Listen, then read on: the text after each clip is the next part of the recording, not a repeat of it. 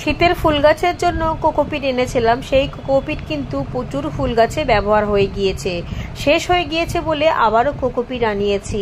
তবে এবারে 2 কেজির একেবারে বড়টা আনিয়েছি। এর আগের বারে আমি 1 কেজি এনেছিলাম, সেটাতে কম পড়ে গেছিলো বলে একেবারে 2 কেজির মতো এনেছি। এটাই ফুলে কিন্তু অন্তত 2 কেজি আরও বেড়ে যাবে। এইগুলোতে খুবই সুবিধা হয়, আর এইগুলোতে গাছও কিন্তু কোনো ক্ষতি হয় না। অথচ যেগুলো একেবারে রেডি করা থাকে সেগুলোতে অনেক সময় ফাঙ্গাস লেগে যায়। তবে এই বালতিটার মধ্যে ভেজাবো না, এই বালতিটা ছোট হয়ে গিয়েছে, একটা বড় টাপের মধ্যে ভেজাবো। এই বালতিটার মধ্যে ভেজালে পুরো একবারে ফুলে ফেপে বেরিয়ে আসবে, আন্দাজটা তো আমি ভালোভাবেই জানি। এর মধ্যেই আমি ভার্মিকম্পোস্ট মিশিয়ে তার মধ্যে অল্প একটুখানি বালি মিশিয়ে ফুল গাছের জন্য মাটি তৈরি করে নেব। কয়েকটা ফুল গাছের মাটি তৈরি করা এখনও বাকি রয়েছে, সেই গাছগুলো যদিও বা ভীষণই ছোট, তবে বেডটা বানিয়ে রাখলে সুবিধা।